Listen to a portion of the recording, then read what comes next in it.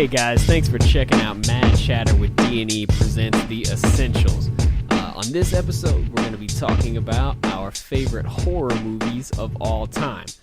We're going to do this sort of in homage to a great that we just lost. Rest in peace, Wes Cravens. He was an all-time great hero in the genre. He will be missed, and unfortunately, there's really no one to pick up the baton and keep running right now. In that mix, horror films have changed a lot from his heyday, back in the 80s and everything. But again, a moment of silence for him and rest in peace. But in honor of him and his legacy, we are going to talk our favorite horror movies of all time. So in typical Essentials fashion, this will be no specific order. We're not giving you our top 5. We're giving you our 5 essentials, 5 staples of the genre that we feel like you need to see. So I'm going to kick it to E, and he's going to give you the 5 essential horror movies that you need to see.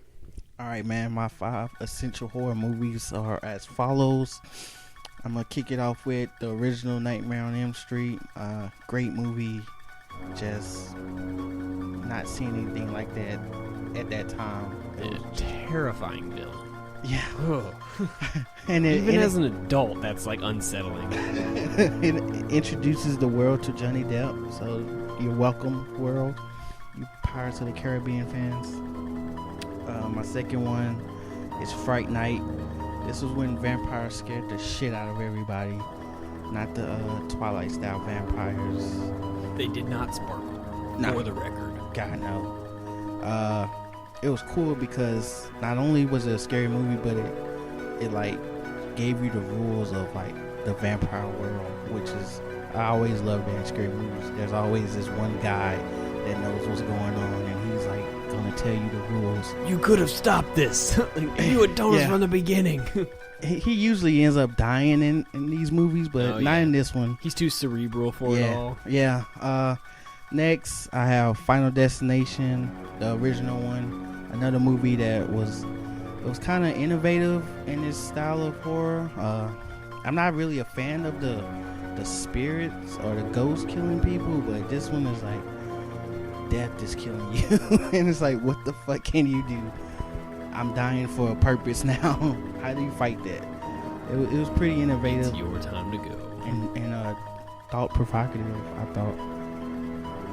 Next, I have Scream, another Wes Craven movie. It's a classic. At the time, slasher flick. Love it. Yeah, at the time, it A, brought slasher films back, and B, I think it did more for caller ID than AT&T could ever do.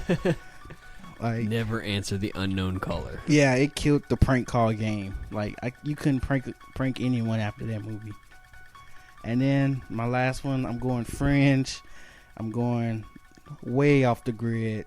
It's a vampire movie, but it's Blackula. You would. You would. Dude, there's nothing scarier to me than a black man with a black vampire with an afro and pork chops. That movie scared the shit out of me, dude. I lost sleep for 3 weeks. He had an afro and pork chops, man. You can't. What? No. What do you have over there? All right. My 5 essentials. I'm gonna see. I'll go from the bottom here with the way I made my list. I'm gonna go 28 Days Later.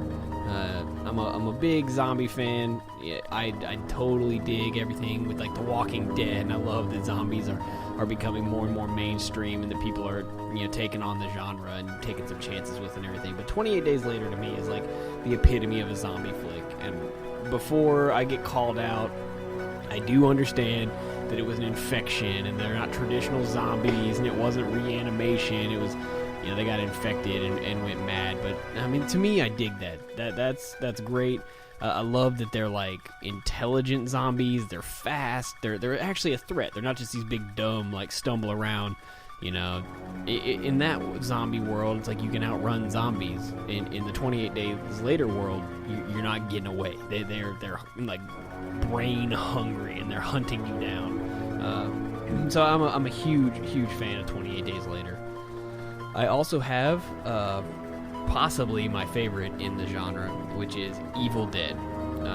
Just the story of Ash and Sam Raimi was a genius with that. Like, it just stands out. To me, that is the epitome of an 80s horror film. It's such a classic. Bruce Campbell made his name with that. Like, when I think Bruce Campbell and that giant chin, I always go to Ash and Evil Dead. I do not support the remake. I have seen it, and I was not a fan. It did not live up to everything that I knew and loved about the originals from the early 80s.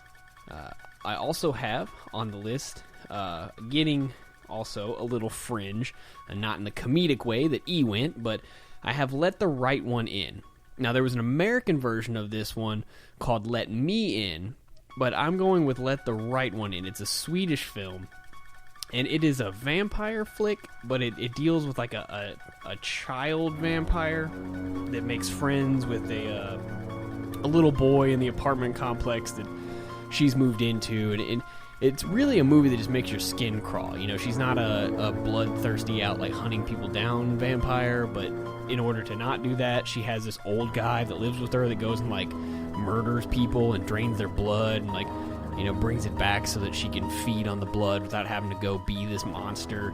And it's just, I think it's the fact that it deals with children. That's what makes it so unsettling, but they did a really good job with that. And even having to watch it with subtitles, it's still totally worth it. And I'm a big fan. Going way back, many years, well before I was born, I'm going to go with Eraserhead. Not completely a horror film, as much as it is just kind of creepy and unsettling. It deals with a lot of the paranoias of the male mind, the fears of adulthood and love, and being a parent and everything. And there are just some scenes in that cannot be unseen. There are moments in that movie. Again, it's not your big, loud, surprise noises, scary monsters, but it's the unsettling nature of that movie that just like crawls all over me. Like, I can't watch it within like 6 hours of going to bed, or I will not sleep. So Eraserhead comes in, and then I'm rounding out the list with a more lighthearted movie. I'm gonna go with Shaun of the Dead.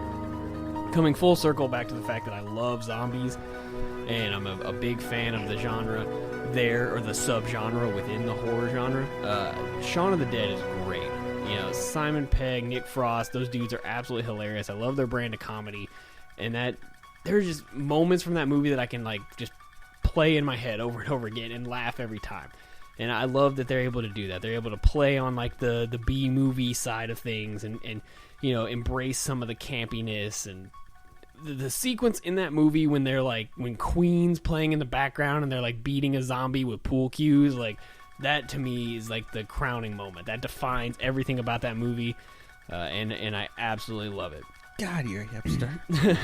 Half your list is freaking European movies. And I did that on purpose. I intentionally, when I made my list of 5 essentials, because it's not top 5, it's not the 5 best, it's 5 that I want you to see. I'm introducing you to horror. I want you to see these 5.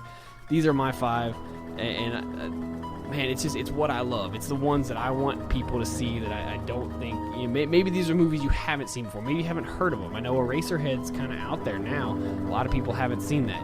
Most of us, if you're under the age of 50, you weren't even born when Eraserhead was made. So that is my list. That is E's list.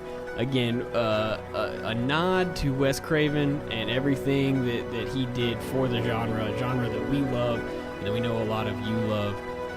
This has been Mad Chatter with D&E presents The Essentials. We will catch you later.